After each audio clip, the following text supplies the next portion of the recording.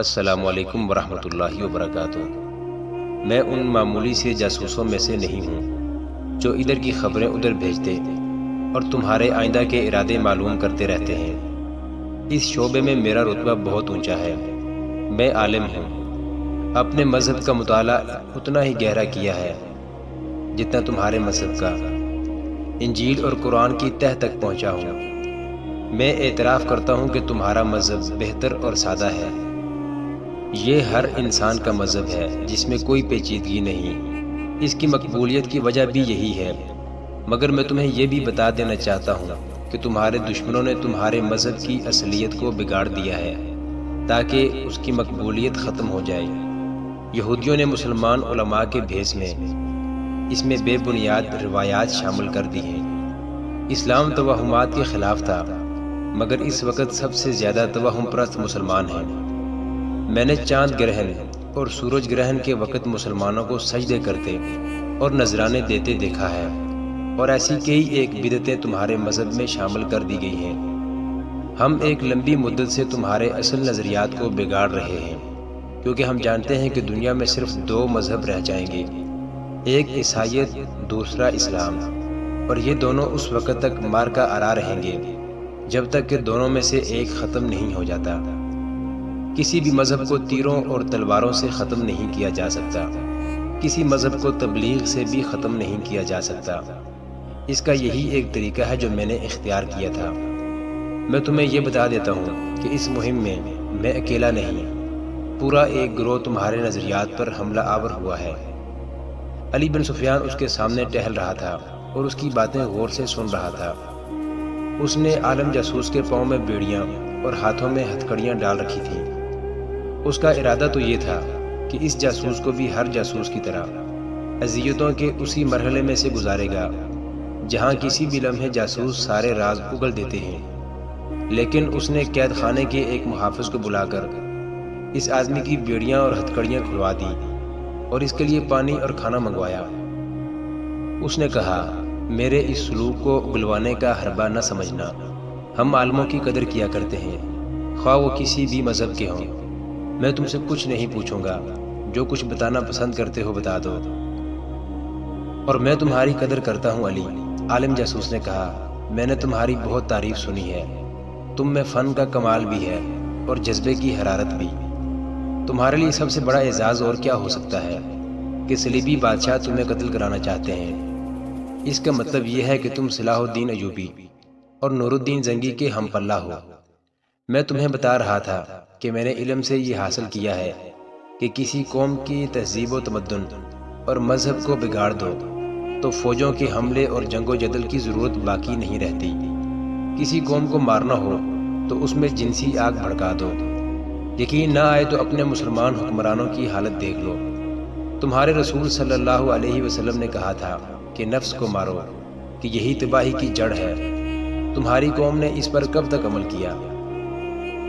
رسول اللہ صلی اللہ علیہ وسلم کی زندگی تک یہودیوں نے اپنی حسین لڑکیوں سے تمہاری قوم کو بھڑکایا۔ آج تمہاری قوم نفس کی غلام ہو گئی ہے۔ تم میں جس کے پاس دولت آ جاتی ہے وہ سب سے پہلے حرم کو عورتوں سے بھرتا ہے۔ ہر مسلمان خواہ و غریب ہی ہو 4 بیویاں ضرور رکھنا چاہتا ہے۔ یہودیوں نے مولویوں کے روپ میں تمہارے نظریات میں جنسیت ڈال دی ہے۔ اگر اپنے رسول کی ہدایت پر مسلمان عمل پیرا رہتے تو میں یہ یقین سے کہتا ہوں کہ آج دنیا کا 3/4 حصہ مسلمان ہوتا، مگر اب حال یہ ہے کہ 3/4 مسلمان برائے نام مسلمان ہیں، اور تمہاری سلطنت سکڑتی سمٹتی چلی جا رہی ہے۔ تم نہیں سمجھتے کہ یہ اس حملے کا نتیجہ ہے جو مجھ جیسے عالموں نے تمہارے مذہب اور تہذیب و تمدن پر کیا ہے؟ میرے دوست، یہ حملے جاری رہیں گے۔ میں پیشین گوئی کر سکتا ہوں کہ ایک روز اسلام اس دنیا میں نہیں ہوگا۔ اگر ہوگا تو ایک فرسودہ نظریے کی شکل میں موجود رہے گا، اور اس کے پیروکار جنسی لذت میں مست ہوں گے۔ ہر کوئی صلاح الدین اور نور الدین نہیں بن سکتا۔ انہیں کل پرسوں مر جانا ہے۔ ان کے بعد جو آئیں گے انہیں ہم نفس پرستی میں مبتلا کر دیں گے۔ مجھے قتل کر دو، میری مہم کو قتل نہیں کر سکو گے۔ انسانوں کے مر جانے سے مقاصد نہیں مر جایا کرتے۔ میری جگہ کوئی اور آئے گا۔ ہم اسلام کو ختم کر کے یا اپنا غلام بنا کر دم لیں گے۔ اب چاہو تو مجھے جلاد کے حوالے کر سکتے ہو، میں اور کچھ نہیں بتاؤں گا۔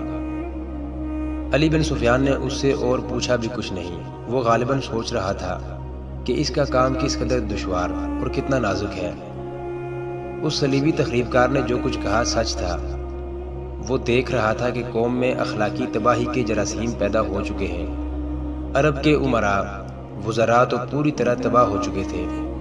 صلاح الدین ایوبی میدان جنگ میں صلیبیوں کو شکست دے کر سلطنت اسلامیہ کو وسیع تر کرنے کے خواب دیکھ رہا تھا، مگر صلیبیوں نے ایسے پہلو سے حملہ کیا تھا جسے روکنا سلطان ایوبی کے بس سے باہر نظر آتا تھا۔ علی بن سفیان عالم جاسوس کی کوٹری بند کرا کے ان کوٹریوں کے سامنے جا کھڑا ہوا جن میں لڑکیاں قید تھیں۔ وہ ایک کوٹری کھلوا کر اندر چلا گیا۔ لڑکی فرش پر بیٹھی تھی، اسے دیکھ کر اٹھ کھڑی ہوئی۔ علی اسے خاموشی سے دیکھتا رہا اور کچھ کہے بغیر باہر نکل آیا۔ اگلے روز دوپہر کے کھانے کے بعد فوج اور انتظامیہ کے تمام حاکم اور عہدے دار اس کمرے میں جمع تھے جہاں صلاح الدین ایوبی انہیں احکامات اور ہدایات دیا کرتا تھا۔ ان سب کو پتہ چل چکا تھا کہ ایک جاسوس 2 لڑکیوں کے ہمراہ پکڑا گیا ہے۔ وہ آپس میں چہمگوئیاں کر رہے تھے کہ سلطان ایوبی آ گیا۔ اس نے سب کو گہری نظر سے یوں دیکھا جیسے ان میں سے کسی کو تلاش کر رہا ہو۔ میرے عزیز ساتھیوں، اس نے کہا، آپ نے سن لیا ہوگا کہ ہم نے ایک مسجد سے ایک صلیبی کو پکڑا ہے جو وہاں باقاعدہ امام بنا ہوا تھا۔ اس نے تفصیل سے بتایا کہ اسے کس طرح پکڑا گیا ہے۔ پھر انہیں وہ باتیں سنائی جو جاسوس نے علی بن سفیان کے ساتھ قید خانے میں کی تھی۔ علی بن سفیان یہ باتیں سلطان ایوبی کو سنا چکا تھا۔ صلاح الدین ایوبی نے کہا، میں نے آپ کو یہ واز سنانے کے لیے نہیں بلایا کہ جاسوسوں اور تخریب کاروں سے بچو۔ میں آپ کو یہ بھی نہیں کہوں گا کہ اسلام کے دشمنوں کے ساتھ دوستی کرنے والا جہنم میں جائے گا۔ میں صرف یہ کہوں گا کہ کفار کے ساتھ دوستی کرنے والے کے لیے میں یہ دنیا جہنم بنا دوں گا۔ میں اب کسی غدار کو سزائے موت نہیں دوں گا۔ موت نجات کا ذریعہ ہے۔ میں نے اب غدار کے لیے یہ سزا مقرر کی ہے کہ اس کے گلے میں رسی ڈال کر ایک تختی آگے اور ایک پیچھے لٹکا کر اسے ہر روز بازاروں میں گھما پھرا کر چوک میں کھڑا کر دیا جائے گا۔ تختیوں پر لکھا ہوگا، میں غدار ہوں۔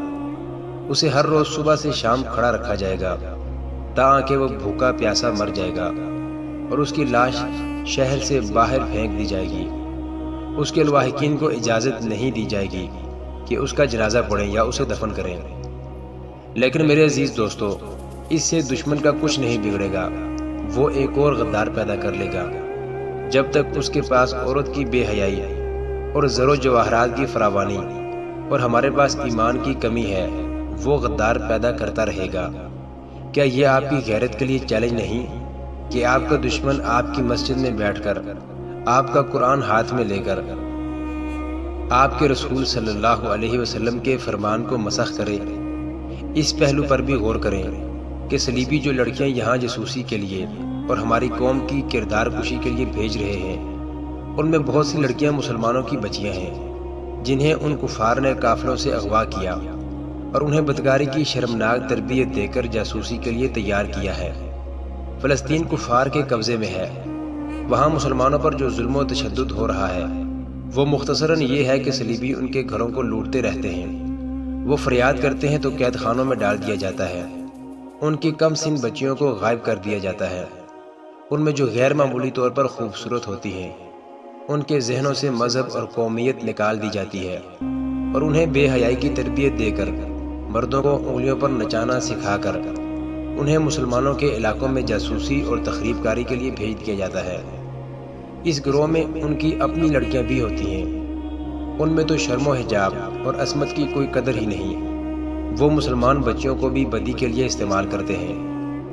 انہوں نے جب فلسطین پر قبضہ کیا تو وہاں سب سے بڑا جو انقلاب لائے وہ یہ تھا کہ انہوں نے مسلمانوں کے لیے جینا حرام کر دیا، ان کا قتل عام کیا، ان کے گھروں کو لوٹ لیا، مسجدوں کو استبلوں اور گرجوں میں بدل دیا، مسلمان بچیوں کو اغوا کر کے انہیں کعبہ خانوں میں بٹھا دیا گیا، جو خوبصورت نکلی انہیں تخریب کاری اور بدکاری کی تربیت دے کر ہمارے امیروں اور وزیروں کے حرموں میں داخل کر دیا۔